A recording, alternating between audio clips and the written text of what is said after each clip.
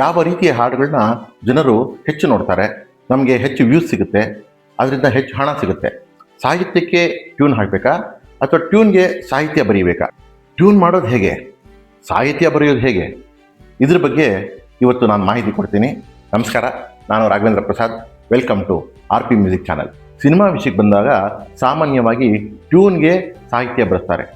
ಹೇಗೆ ಅಂದರೆ, ಒಂದು ಚಿತ್ರಕ್ಕೆ ಒಬ್ಬ ನಿರ್ದೇಶಕ ಇರ್ತಾರೆ, ಅವರಿಗೆ ಒಂದು ಇಮ್ಯಾಜಿನೇಷನ್ ಇರುತ್ತೆ.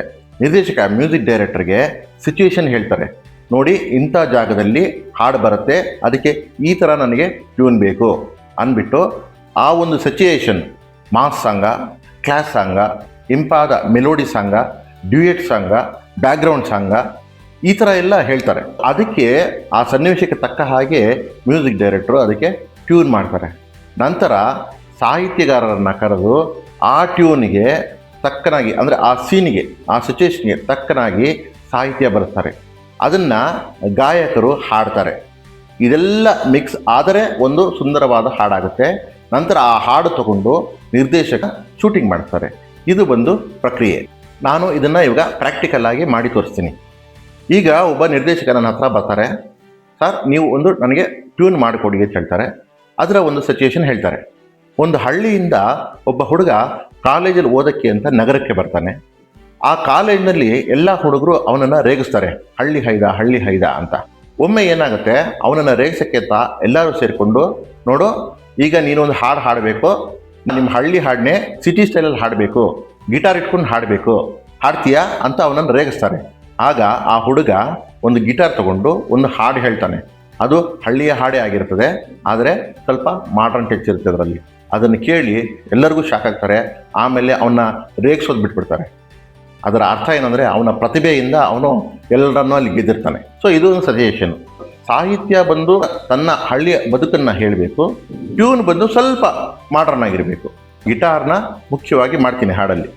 ಆ ಗಿಟಾರ್ ಬೇಸಲ್ಲೇ ಒಂದು ಹಾಡು ಹಾಡ್ತೀನಿ. ಅದಕ್ಕೆ ಒಂದು ಟ್ಯೂನು ಈ ಥರ ಹಾಕ್ತೀನಿ. ತಾನಾನೇ ತಾನನೇ ತನಾನೇ ತಾನಾನೇ ತಾನನೇ ತನಾನೇ ತನಾನೇ ತನಾನೇ ತನಾನೇ ತನಾನೇ. ಇದು ಪಲ್ಲವಿ. ಇದಕ್ಕೆ ಈಗ ನಾವು ಸಾಹಿತ್ಯ ಬರೆಯೋಣ. ನೋಡಿ, ನನ್ನ ಮೊಬೈಲ್ ಸ್ಕ್ರೀನ್ ಓಪನ್ ಆಯಿತು. ಇಲ್ಲಿ ನಾನು ನೋಟ್ಸ್ಗೆ ಹೋಗಿ ಇದಕ್ಕೊಂದು ಟೈಟ್ಲ್ ಕೊಡ್ತೀನಿ. ಟೈಟ್ಲ್ ಬಂದು ಹಳ್ಳಿ ಹಾಡು ಅಂತ. ನಾನು ಆಗಲೇ ಹೇಳಿದ ಟ್ಯೂನ್ಗೆ ಒಂದು ಲಿರಿಕ್ಸ್ ಬರೆದು ನಿಮ್ಮ ಮುಂದೆ ಈಗ ಹಾಡ್ತೀನಿ. ನಾನೀಗ ಲಿರಿಕ್ಸ್ ಮಾಡ್ಕೊಂಡಿದ್ದೇನೆ. ಅದು ನೋಡಿ ಆ ಟ್ಯೂನ್ಗೆ ಸರಿಯಾಗಿ ಇರುತ್ತೆ. ಟ್ಯೂನು ತಾನಾನೇ ತಾನನೇ ತನಾನೇ, ಹಾಡೊಂದು ನಾ ಹಾಡುವೆನು ಹಳ್ಳಿಯ ಹಾಡು, ಹೀಗಿರುತ್ತೆ. ಪೂರ್ತಿ ಲಿರಿಕ್ಸು ಇಲ್ಲಿ ಮಾಡಿಟ್ಕೊಂಡಿದ್ದೀನಿ. ನಿಮ್ಮ ಮುಂದೆ ಈಗ ಪೂರ್ತಿ ಹಾಡನ್ನ ಹಾಡ್ತೀನಿ. ಇದನ್ನು ನಾನು ಸ್ವಲ್ಪ ಹೈ ಪಿಚ್ಚಲ್ಲಿ ಹಾಡ್ತೀನಿ, ಆವಾಗ ಹಾಡೋ ತುಂಬ ಚೆನ್ನಾಗಿ ಬರುತ್ತೆ. ಹಾಗೆ ಈ ಹಾಡನ್ನ ರೆಕಾರ್ಡ್ ಮಾಡ್ಕೊಳ್ಳೋಣ. ನಾನೀಗ ಹಾಡು ಹೇಳ್ತಾ ರೆಕಾರ್ಡ್ ಮಾಡ್ಕೊಳ್ತೀನಿ. ಹಾಡೊಂದು ನಾ ಹಾಡುವೆನು ಹಳ್ಳಿಯ ಹಾಡು, ಹಾಡೊಂದು ನಾ ಹಾಡುವೆನು ಮಣ್ಣಿನ ಹಾಡು, ಹಳ್ಳಿಯ ಹಾಡು ಈ ಮಣ್ಣಿನ ಹಾಡು, ಹಳ್ಳಿಯ ಹಾಡು ಈ ಮಣ್ಣಿನ ಹಾಡು. ಮುಂಜಾನೆ ಕೋಳಿಯು ಕೂಗಲು ಅಮ್ಮನೆ ಮೊದಲು ಏಳುವಳು, ಅಮ್ಮನೆ ಮೊದಲು ಏಳುವಳು, ಕೊಟ್ಟಿಗೆ ಗುಡಿಸಿ ಹಾಲನ್ನು ಕರೆದು ಎಲ್ಲರಿಗೂ ನೀಡುವಳು, ಎಲ್ಲರಿಗೂ ನೀಡುವಳು. ಅಪ್ಪನು ಎದ್ದು ಅಂಬಲಿ ಕುಡಿದು ನೇಗಿಲು ಹಿಡಿದು ನಡೆಯುವನು, ನೇಗಿಲು ಹಿಡಿದು ನಡೆಯುವನು, ಬೆವರನ್ನು ಸುರಿಸಿ ಬೆಳೆಯನ್ನು ಬೆಳೆದು ಅನ್ನವ ನಮಗೆ ನೀಡುವನು, ಅನ್ನವ ನಮಗೆ ನೀಡುವನು.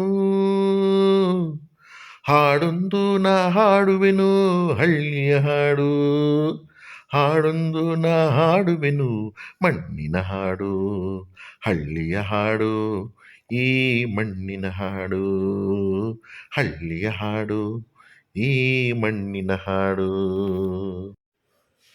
ಈಗ ರೆಕಾರ್ಡ್ ಮಾಡ್ಕೊಂಡಿರೋದನ್ನು ನಾವು ಸೇವ್ ಮಾಡೋಣ ಫೈಲಲ್ಲಿ.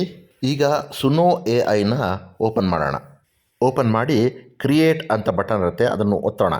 ಸುನೋ AIಯಲ್ಲಿ ವಾಯ್ಸ್ ಅಪ್ಲೋಡ್ ಅಂತಿರುತ್ತೆ, ಅಲ್ಲಿ ನಮ್ಮ ಹಾಡನ್ನು ರೆಕಾರ್ಡ್ ಮಾಡಿಕೊಂಡಿರೋ ಹಾಡನ್ನು ಅಪ್ಲೋಡ್ ಮಾಡೋಣ. ಅದೇ ರೀತಿ ನಮ್ಮ ಸಾಹಿತ್ಯ ಏನು ಮಾಡ್ಕೊಂಡಿದ್ದೀವಿ ಅದನ್ನು ಕಾಪಿ ಮಾಡಿ ಇಲ್ಲಿ ಲಿರಿಕ್ಸ್ ಅಂತ ಇರುತ್ತೆ ಅಲ್ಲಿ ಪೇಸ್ಟ್ ಮಾಡೋಣ. ಸ್ಟೈಲ್ಸ್ ಅನ್ನೋ ಜಾಗದಲ್ಲಿ ನಮಗೆ ಯಾವ ಥರ ಬೇಕು ಅಂತ ನಮಗೆ Indian, folk, guitar, rock style ಮತ್ತು ಮೇಲ್ ಅಂದರೆ ಗಂಡಸರ ಹಾಡು ಅಂತ ಹಾಕೋಣ. ಇಷ್ಟು ಹಾಕಿದ್ರೆ ಸಾಕು. ಆಮೇಲೆ ಕ್ರಿಯೇಟ್ ಅಂತ ಬಟನ್ ಒತ್ತಿದ್ರೆ ನಮಗೆ ಹಾಡು ರೆಡಿಯಾಗಿ ಬರುತ್ತೆ. ಈಗ ಹಾಡನ್ನ ಕೇಳೋಣ. ಹಾಡೊಂದು ನಾ ಹಾಡುವೆನು ಹಳ್ಳಿಯ ಹಾಡು, ಹಾಡೊಂದು ನಾ ಹಾಡುವೆನು ಮಣ್ಣಿನ ಹಾಡು. ಹಳ್ಳಿಯ ಹಾಡು ಈ ಮಣ್ಣಿನ ಹಾಡು, ಹಳ್ಳಿಯ ಹಾಡು ಈ ಮಣ್ಣಿನ ಹಾಡು. ಮುಂಜಾನೆ ಕೋಳಿಯು ಕೂಗಲು ಅಮ್ಮನೆ ಮೊದಲು ಏಳುವಳು, ಅಮ್ಮನೆ ಮೊದಲು ಏಳುವಳು. ಕೊಟ್ಟಿಗೆ ಗುಡಿಸಿ ಹಾಲನ್ನು ಕರೆದು ಎಲ್ಲರಿಗೂ ನೀಡುವಳು, ಎಲ್ಲರಿಗೂ ನೀಡುವಳು. ಅಪ್ಪನು ಎದ್ದು ಅಂಬಲಿ ಕುಡಿದು ನೇಗಿಲು ಹಿಡಿದು ನಡೆಯುವನು, ನೇಗಿಲು ಹಿಡಿದು ನಡೆಯುವನು.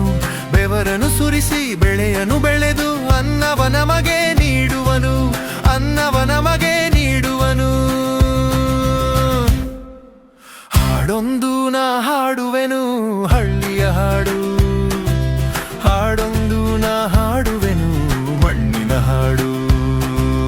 ಹಳ್ಳಿಯ ಹಾಡು ಈ ಮಣ್ಣಿನ ಹಾಡು, ಹಳ್ಳಿಯ ಹಾಡು ಈ ಮಣ್ಣಿನ ಹಾಡು. ನೋಡಿದ್ರಲ್ಲ ಹಾಡು ಎಷ್ಟು ಚೆನ್ನಾಗಿ ಬಂತು ಅಂತ. ಈ ಥರ ಹಾಡು ನಿರ್ದೇಶಕನಿಗೆ ಖಂಡಿತವಾಗ್ಲೂ ಸಂತೋಷ ಆಗುತ್ತೆ. ಇಂಥ ಹಾಡುಗಳನ್ನ ಜನ ತುಂಬ ಲೈಕ್ ಮಾಡ್ತಾರೆ ಮತ್ತು ಆ ಸಿನಿಮಾ ಕೂಡ ಈ ಹಾಡು ಒಂದು ದೊಡ್ಡ ಪ್ಲಸ್ ಆಗುತ್ತೆ. ಈಗ ನಾವು ಸಾಹಿತ್ಯಕ್ಕೆ ಹೇಗೆ ಟ್ಯೂನ್ ಹಾಕಬೇಕು ಅಂತ ನೋಡೋಣ. ಹೇಗೆ ನಾವು ಟ್ಯೂನ್ಗೆ ಸಾಹಿತ್ಯ ಅಂತ ಸಿನಿಮಾನ ಎಕ್ಸಾಂಪಲ್ ತಗೋತೀವೋ ಅದೇ ರೀತಿ ಸಾಹಿತ್ಯಕ್ಕೆ ಟ್ಯೂನ್ ಅಂತ ಬಂದಾಗ ಭಕ್ತಿಗೀತೆಗಳನ್ನ, ಭಾವಗೀತೆಗಳನ್ನ ತಗೋತೀವಿ. ನೀವು ಸಾಹಿತ್ಯಕ್ಕೆ ಸಂಗೀತನ ಹೇಗೆ ಅಳವಡಿಸ್ಬೋದು ಅನ್ನೋದಕ್ಕೆ ಬೆಸ್ಟ್ ಎಕ್ಸಾಂಪಲ್ಲು ಸಿ ಅಶ್ವಥ್ ಅವರು. ಕನ್ನಡದ ಕವಿಗಳ ಕವನಗಳನ್ನು ಅವರು ಎಷ್ಟು ಚೆನ್ನಾಗಿ ಸಂಗೀತ ಅಳವಡಿಸಿ ಹಾಡುಗಳನ್ನಾಗಿ ಮಾಡಿ ಕನ್ನಡಿಗರ ಮನೆಗೆ ತಲುಪಿಸಿದ್ದಾರೆ. ನೀವು ಆ ಹಾಡುಗಳನ್ನು ಕೇಳಿ ನಿಮಗೆ ಗೊತ್ತಾಗುತ್ತೆ ಸಾಹಿತ್ಯಕ್ಕೆ ಹೇಗೆ ಟ್ಯೂನ್ ಮಾಡಬೇಕು ಅನ್ನೋದು. ಅದೇ ರೀತಿ ಭಕ್ತಿಗೀತೆಗಳು, ಪುರಂದರದಾಸರದು, ಕನಕದಾಸರದು, ಈ ಥರ ದಾಸರ ಪದಗಳಿಗೆ ಟ್ಯೂನ್ ಹಾಕಿ ಅದನ್ನು ನಾವು ಯೂಟ್ಯೂಬ್ಗೆ ಅಥವಾ ಡಿಸ್ಟ್ರೋಕಿಟ್ಗೆ ಅಪ್ಲೋಡ್ ಮಾಡ್ಬೋದು. ಈ ದಾಸರ ಪದಗಳು ನೂರಾರು ವರ್ಷ ಹಳೆಯದಾಗಿರೋದ್ರಿಂದ ಇದಕ್ಕೆ ಯಾವುದೇ ರೀತಿ ಕಾಪಿ ರೈಟ್ಸ್ ಬರೋದಿಲ್ಲ. ನನ್ನ ಗೆಳೆಯ ಒಂದು ಸಾಹಿತ್ಯವನ್ನು ಕಳಿಸಿದ್ದಾನೆ. ಅದು ತಾಯಿ ಮಗುವಿಗೆ ಹಾಡುವ ಲಾಲಿ ಹಾಡು. ಅದರ ಸಾಹಿತ್ಯ ಹೀಗಿದೆ. ಗೆಳೆಯ ಶ್ರೀಕಾಂತ್ ಬೇಲೂರು ಬರೆದಿರೋ ಹಾಡು ಇದು. ಶೀರ್ಷಿಕೆ ಜೋಜೋ ಅಂತ. ಸೂಜಿ ಮಲ್ಲೆ ಜೋಜೋ, ಜಾಜಿ ಮಲ್ಲೆ ಜೋಜೋ, ತುಂಡು ಮಲ್ಲೆ ಜೋಜೋ, ಗುಂಡು ಮಲ್ಲೆ ಜೋಜೋ, ಜೋಲಾಲಿ ಜೋಜೋ, ಅಮ್ಮಲಾಲಿ ಜೋಜೋ, ಜೋಲಾಲಿ ಜೋಜೋ, ಅಪ್ಪಲಾಲಿ ಜೋಜೋ. ಕೌಸಲ್ಯರಾಮನಿಗೆ ಹಾಡಿದಳು ಜೋಜೋ, ಯಶೋಧಿ ಕೃಷ್ಣನಿಗೆ ತೂಗಿದಳು ಜೋಜೋ, ಅನಸೂಯೆ ದತ್ತನಿಗೆ ಹಾಡಿದಳು ಜೋಜೋ, ಕಾವೇರಿ ರಂಗನಿಗೆ ತೂಗಿದಳು ಜೋಜೋ, ಜೋಲಾಲಿ ಜೋಜೋ, ತಾಯಿಲಾಲಿ ಜೋಜೋ, ಜೋಲಾಲಿ ಜೋಜೋ, ತಂದೆಲಾಲಿ ಜೋಜೋ. ಈ ಥರ 2 ಚರಣ ಇದೆ. ಇದಕ್ಕೆ ಟ್ಯೂನ್ ಹಾಕ್ತೀನಿ, ಹಾಗೆ ರೆಕಾರ್ಡ್ ಮಾಡ್ತೀನಿ. ಸೂಜಿ ಮಲ್ಲೆ ಜೋಜೋ, ಜಾಜಿ ಮಲ್ಲೆ ಜೋಜೋ, ತುಂಡು ಮಲ್ಲೆ ಜೋಜೋ, ಗುಂಡು ಮಲ್ಲೆ ಜೋಜೋ, ಜೋಲಾಲಿ ಜೋಜೋ, ಅಮ್ಮಲಾಲಿ ಜೋಜೋ, ಜೋಲಾಲಿ ಜೋಜೋ, ಅಪ್ಪಲಾಲಿ ಜೋಜೋ. ಕೌಸಲ್ಯ ರಾಮನಿಗೆ ಹಾಡಿದಳು ಜೋಜೋ, ಯಶೋದೆ ಕೃಷ್ಣನಿಗೆ ತೂಗಿದಳು ಜೋಜೋ, ಅನಸೂಯೆ ದತ್ತನಿಗೆ ಹಾಡಿದಳು ಜೋಜೋ, ಕಾವೇರಿ ರಂಗನಿಗೆ ತೂಗಿದಳು ಜೋಜೋ, ಜೋಲಾಲಿ ಜೋಜೋ, ತಾಯಿ ಲಾಲಿ ಜೋಜೋ, ಜೋಲಾಲಿ ಜೋಜೋ, ತಂದೆ ಲಾಲಿ ಜೋಜೋ, ಜೋಜೋ ಜೋಜೋ. ಹೀಗೆ ರೆಕಾರ್ಡ್ ಮಾಡಿಕೊಂಡಿರೋದನ್ನು ನಾವೀಗ ಫೈಲಲ್ಲಿ ಸೇವ್ ಮಾಡೋಣ. ಈ ಹಾಡಿಗೆ ನಾನು ಜೋಜೋ ಅಂತ ಟೈಟ್ಲ್ ಕೊಟ್ಟಿದ್ದೀನಿ. ಈಗ ಮತ್ತೆ ನಾವು ಸುನೋ AI ಓಪನ್ ಮಾಡ್ಕೊಳ್ಳೋಣ.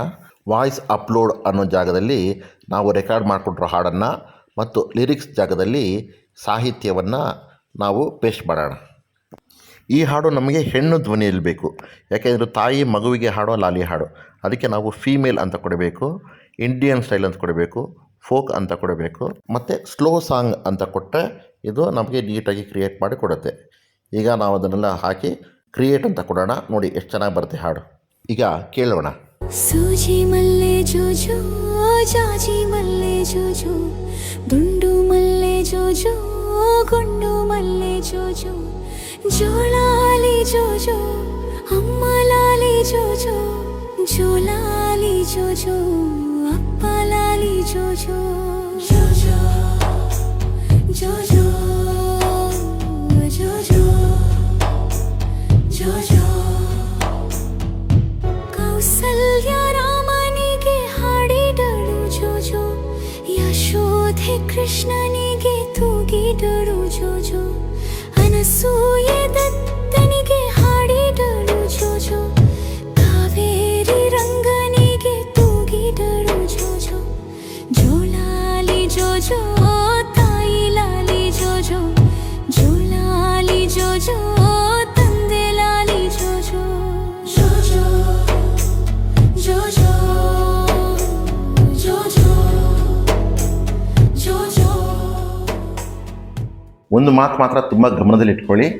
ಯಾವುದೇ ಸಾಹಿತ್ಯ ನೀವು ಬಳಸಿಕೊಳ್ಳುವಾಗ ಆ ಸಾಹಿತ್ಯವನ್ನು ಒಂದಲ್ಲ ಎರಡು ಸತಿ ಓದಿ. ಅದೇ ರೀತಿ ನೀವು ಸಂಗೀತ ಮಾಡಬೇಕಾದ್ರೆ ಅದರ ಶ್ರುತಿ, ಅದರ ತಾಳ, ಭಾವ ಅಂದರೆ ಭಾವನೆ, ಹಾಡಬೇಕಾದ್ರೆ ಭಾವನೆ ಇರಬೇಕು. ಇದನ್ನು ಗಮನಿಸ್ಕೊಳ್ಳಿ. ನಾವು ಹಾಡಿ ಅದನ್ನು ಸುನೋ AI ಕೊಟ್ಟಾಗ ಅದು ಸರಿಯಾಗಿ ಸಾಹಿತ್ಯನ ಅರ್ಥ ಮಾಡಿಕೊಂಡು ಸರಿಯಾಗಿ ಆ ರಾಗ ತಾಳನ ಅರ್ಥ ಮಾಡಿಕೊಂಡು ನಮಗೆ ಹೇಗೆ ಬೇಕೋ ಹಾಗೆ ಕೊಡುತ್ತೆ. ಈ ವಿಡಿಯೋದಲ್ಲಿ ನಾವು ಟ್ಯೂನ್ ಮಾಡಿ ಅದಕ್ಕೆ ಸಾಹಿತ್ಯ ಹೇಗೆ ಬರೀಬೇಕು, ಅದೇ ರೀತಿ ಸಾಹಿತ್ಯಕ್ಕೆ ಹೇಗೆ ಟ್ಯೂನ್ ಮಾಡಬೇಕು ಅನ್ನೋದನ್ನು ಕಲ್ತಿದ್ದೀವಿ. ಮುಂದಿನ ವಿಡಿಯೋದಲ್ಲಿ ಸೋಷಿಯಲ್ ಮೀಡಿಯಾದಲ್ಲಿ ಅಪ್ಲೋಡ್ ಮಾಡೋಕ್ಕೆ ಮುಂಚೆ ನಮ್ಮ ಹಾಡುಗಳಿಗೆ ನಾವು ಏನೇನು ಮುನ್ನೆಚ್ಚರಿಕೆಗಳು ತಗೋಬೇಕು ಅನ್ನೋದ್ರ ಬಗ್ಗೆ ಒಂದು ವಿಡಿಯೋ ಮಾಡ್ತೀನಿ. ಈ ವಿಡಿಯೋ ನಿಮ್ಗೆ ಇಷ್ಟ ಆಗಿದ್ದರೆ ಒಂದು ಲೈಕ್ ಮಾಡಿ, ಸಬ್ಸ್ಕ್ರೈಬ್ ಆಗಿಲ್ಲ ಅಂದರೆ ಸಬ್ಸ್ಕ್ರೈಬ್ ಆಗಿ, ನಿಮ್ಮ ಫ್ರೆಂಡ್ಸ್ಗಳಿಗೆ ಶೇರ್ ಮಾಡಿ ಮತ್ತು ಕಾಮೆಂಟ್ ಮಾಡೋದನ್ನು ಮರಿಬೇಡಿ. ನಮಸ್ಕಾರ.